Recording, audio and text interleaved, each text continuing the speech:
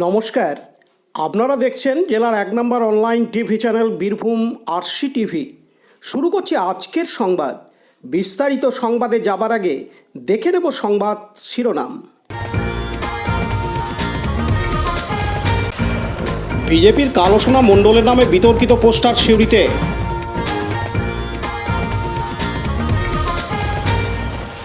নির্বাচনী প্রচারে কেন্দ্রীয় সরকারের তীব্র সমালোচনা খয়রাসোলের বরাতে।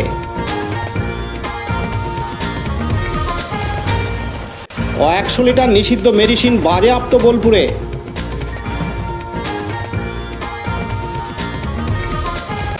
জেলায় বজ্রবিদ্যুৎ সহ বৃষ্টি, ক্ষয়ক্ষতির আশঙ্কা।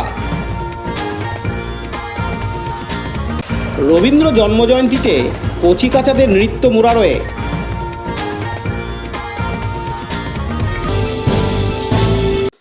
কালোসোনা মণ্ডলের নামে বিতর্কিত পোস্টার সিউড়িতে।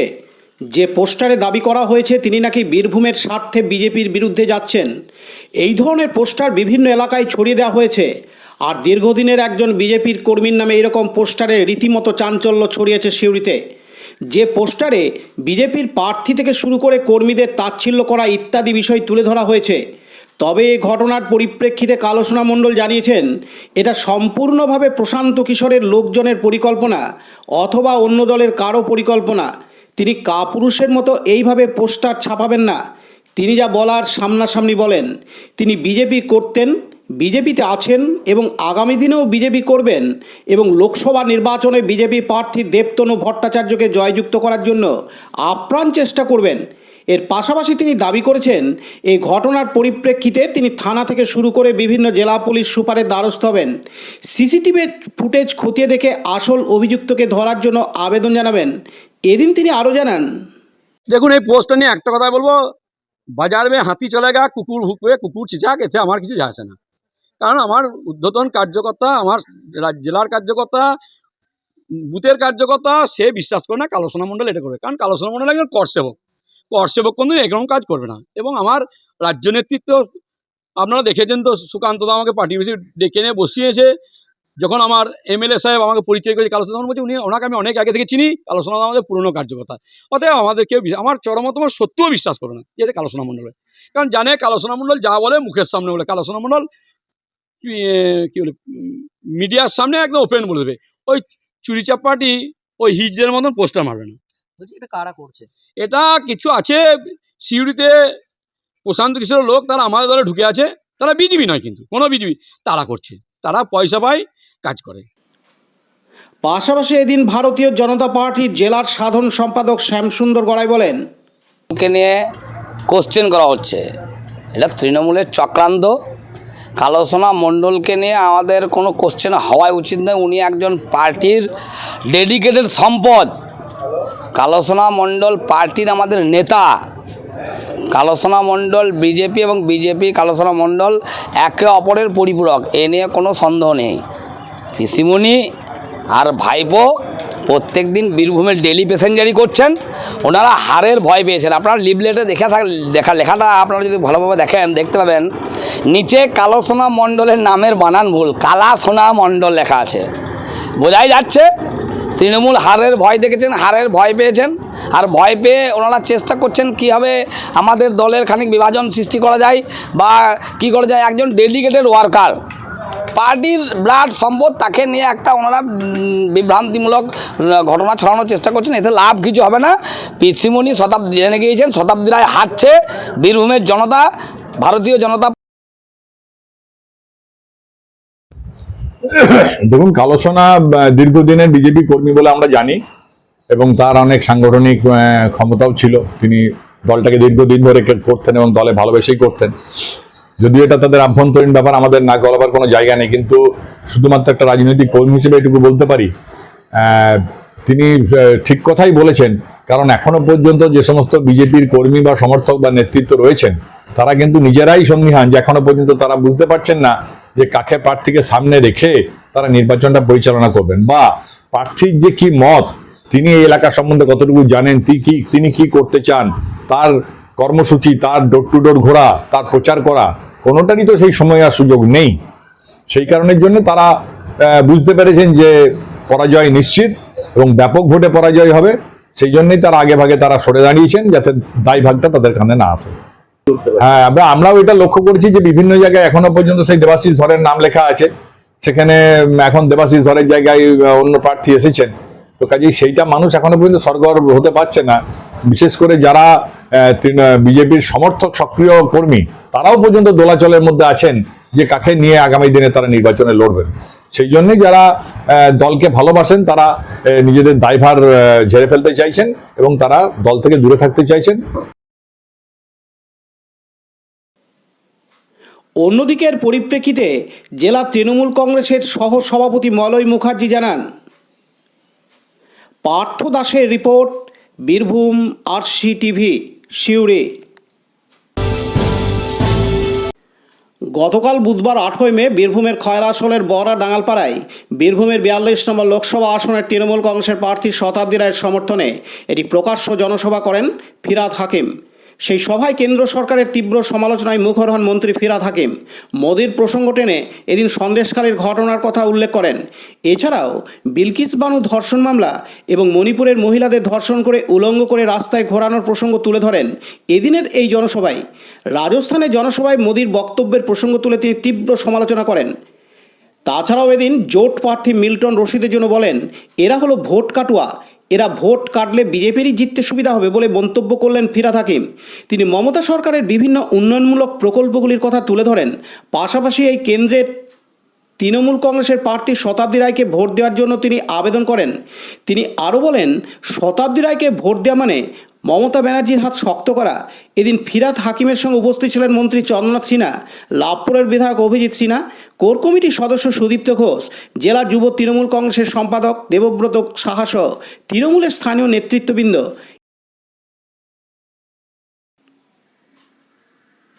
শেখ রিয়াজউদ্দিনের রিপোর্ট, বীরভূম RCTV, খয়রাসোল। এখন বিজ্ঞাপন বিরতি, ফিরে আসছি বিরতির পর। সব থেকে ভালো চিকিৎসা, সবচেয়ে কম খরচে, সবচেয়ে কম খরচে। সব থেকে ভালো চিকিৎসা, সবচেয়ে কম খরচে, সবচেয়ে কম খরচে। বিশ্বমানের স্বাস্থ্য পরিষেবা মিলবে দিনে রাতে, বিশ্বমানের স্বাস্থ্য পরিষেবা মিলবে দিনে রাতে। মণি মহেশ হসপিটাল, মণি মহেশ হসপিটাল, মণি মহেশ হসপিটাল, মণি মহেশ হসপিটাল। মণি মহেশ হসপিটাল, দুবরাজপুর, বীরভূম। ফিরে এলাম বিরতির পর। গতকাল বুধবার 8ই মে গোপন সূত্রে খবর পেয়ে জেলা আবগারি দপ্তর অভিযান চালিয়ে নিষিদ্ধ 1200 লিটারের উপর অ্যালকোহল বাজেয়াপ্ত করল বোলপুর থানার শিয়ান মোল্লাডাঙ্গা এলাকা থেকে। বেশ কিছুদিন আগে বোলপুরের 10 নম্বর ওয়ার্ডে মগরমপুর এক ব্যক্তির বাড়ি থেকে বিপুল পরিমাণে নিষিদ্ধ মেডিসিন বাজেয়াপ্ত করে জেলা আবগারি দপ্তর। তার কিছুদিনের মাথায় গোপন সূত্রে খবর পেয়ে শিয়ান মোল্লাডাঙ্গায় একটি গোডাউন থেকে অভিযান চালায় আবগারি দপ্তরের আধিকারিকরা। এক আবগারি দপ্তরের officer Atish Das, deputy excise collector Bolpur, জানান সম্পূর্ণ অবৈধভাবে অ্যালকোহল গোপনে ব্যবসা করছিল। আমরা গোপন সূত্রে খবর পেয়ে দিন শিয়ান মোল্লাডাঙ্গায় ওই গোডাউনে অভিযান চালাই। তালা বন্ধ অবস্থায় ছিল, সেটিকে ভাঙা হয়। ভেতরে প্রবেশ করতে প্রচুর পরিমাণ নিষিদ্ধ অ্যালকোহল সন্ধান পাওয়া যায়। খুব স্বাভাবিকভাবেই আবগারি দপ্তরের এই অভিযানকে ঘিরে মোল্লাডাঙ্গা এলাকায় ব্যাপক চাঞ্চল্যকর পরিবেশ তৈরি হয়। এদিন আবগারি দপ্তরের অফিসার অতীশ দাস জানান, এটা হচ্ছে আপনার অ্যারোমেটিক টিংচার বলা হয়, যেটা খুব স্ট্রং অ্যালকোহল আছে এর মধ্যে মেশানো। এগুলো সাধারণত চারদিকে ওই নেশার হিসাবে সাধারণত এদিকে দেখা যায় যে বিক্রি হয়। তো আমরা দীর্ঘদিন ধরে এর সাথে কন্টিনিউয়াস এর সাথে লড়াইয়ে আছি। তো আমাদের খোঁজখবরের মারফত এখানে জানতে পেরেছিলাম যে একখানা গোডাউন মোড়ে এখানে স্টক করছে বাইরে থেকে এনে। সেইটা আমরা সূত্র মারফত জানতে পেরে আজকে রেড করলাম। আর রেড করে মোটামুটি যেটা দেখা যাচ্ছে প্রায় 1200 লিটার, এখনও পুরো আপনার ফাইনাল ফিগারটা হয়নি, তো 1200 লিটারের মতন এটা পাওয়া গেছে আর কি।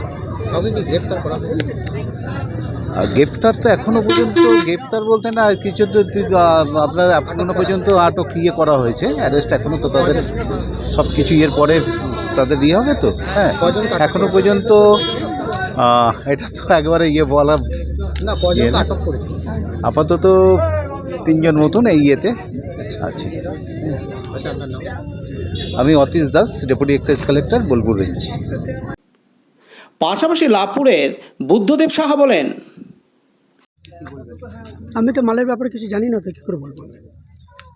কে জানে? আপনাকে তো পুলিশ ধরেছে। তো পুলিশ ধরেছে, আমি এখানে দাঁড়িয়ে ছিলাম বলে ধরেছে। যারা মালের গোডাউন আছে তারা জানবে, আমি তো জানি না কিছু। আপনার বাড়ি কোথায়? আমার বাড়ি লাভপুর। আপনি এখানে কি করছেন? আমি এদিকে যাচ্ছিলাম, সিয়ান যাচ্ছিলাম। কি জন্য এসেছেন এখানে? আমি যাচ্ছিলাম হসপিটাল যাচ্ছিলাম, হসপিটাল যাচ্ছেন? এখানে দাঁড়ালাম আমি। কি জন্য দাঁড়িয়েছেন? এই যে এখানে যে মোটরসাইকেল আছে ওনার সঙ্গে আমি দাঁড়িয়েছিলাম। কে ওটা? কে হয় আপনার? এটা জানি না, ওষুধ দোকানের স্টাফ বটে। কি নাম ওর? নামটা ছোট্টু নাকি নাম বটে। ওষুধ দোকানের নাম কি? SA farmer. হ্যাঁ, এসএ ফার্মার কোথায়? গোলকলার সামনে ওষুধ দোকানে আমি কারবার করি। ওষুধ দোকানে কি নাম ওষুধ দোকানটা? SA farmer. SA farmer. কি নাম ওর? কার এসএ ফার্মার মালিকের নাম কি? মালিকের নাম বলতে পারলাম না, আমি ছোট্টুর সঙ্গে পরিচয় আছে, ওই জন্য কথা বলছিলাম। ছোট্ট সঙ্গে আপনি এখানে কি করতে এসেছেন? এইখানে দাঁড়িয়ে কথা বলছিলাম আমি। আপনার নাম কি? বুদ্ধদেব সাহা, বাড়ি কোথায়? লাভপুর নাওতারা।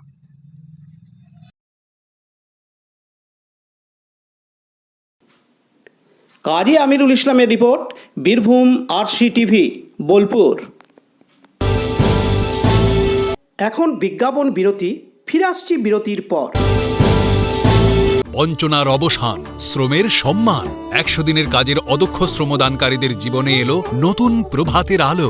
মাননীয় মুখ্যমন্ত্রী মমতা বন্দ্যোপাধ্যায়ের উদ্যোগে তাদের 2 বছরের বকেয়া মজুরির বঞ্চনার অবসান হল। সম্পূর্ণ রাজ্য সরকারের নিজস্ব তহবিল থেকে 2651 কোটি টাকা ব্যয়ে 59 লক্ষ অদক্ষ শ্রমদানকারীদের বকেয়া মজুরি প্রদান করা হয়েছে। হাসি ফুটেছে রাজ্যের সকল অদক্ষ শ্রমদানকারীদের মুখে। পঞ্চায়েত ও গ্রামোন্নয়ন দপ্তর, পশ্চিমবঙ্গ সরকার কর্তৃক জনস্বার্থে প্রচারিত। ফিরে এলাম বিরতির পর। আজ বৃহস্পতিবার 9 মে সকাল থেকে বীরভূম জেলার সিউড়ি, দুবরাজপুর সহ বিভিন্ন শহরে ও আশেপাশের গ্রামে বজ্রবিদ্যুৎ সহ বৃষ্টিপাত শুরু হয়। তার সঙ্গে ঝোড়ো হাওয়া বইতে থাকে এবং অবশেষে লাগাতার তীব্র গরমের জেরে স্বস্তি পেল জেলাবাসী। আজ সকাল থেকে মেঘলা আকাশ ছিল, বেলা গড়াতে মুষলধারে বৃষ্টি নামে, কিন্তু এই বৃষ্টির জেরে পাকা ধানে মোয়ের মতো ব্যাপার দাঁড়াবে। চাষিরা এখনও পর্যন্ত খরার ধান কেটে বাড়িতে আনতে পারেননি। বৃষ্টি যত বেশি হবে ক্ষয়ক্ষতির পরিমাণ ততই বাড়বে বলে মনে করা হচ্ছে। পার্থ দাসের রিপোর্ট, বীরভূম RCTV, সিউড়ি। মোরারই উৎসব কমিটির তরফ থেকে মোরারই 1 নম্বর ব্লকের মুক্ত মঞ্চে রবি ঠাকুরের 163তম জন্মদিবস পালন করা হয় গতকাল বুধবার 25শে বৈশাখ। এদিন রবীন্দ্রনাথ ঠাকুরের প্রতিকৃতিতে পুষ্পস্তবক ও মাল্যদান করে অনুষ্ঠানের শুভ সূচনা করা হয়। সকালে প্রভাত ফেরি, বসে আঁকো প্রতিযোগিতা, নাচ, গান, আবৃত্তি ও বিভিন্ন অনুষ্ঠানের মাধ্যমে দিনটিকে যথাযোগ্য মর্যাদা সহকারে পালন করা হয়। উল্লেখ্য, রবীন্দ্র নৃত্য ও রবীন্দ্রনাথের গান পরিবেশন করেন মোরারই এলাকার কচিকাচেরা, যা দর্শকদের মন জয় করে। দীপু মিয়ার রিপোর্ট, বীরভূম RCTV, মোরারই। আজকের সংবাদ এই পর্যন্ত। পরবর্তী সংবাদের জন্য চোখ রাখুন বীরভূম RCTVর পর্দায়। নমস্কার।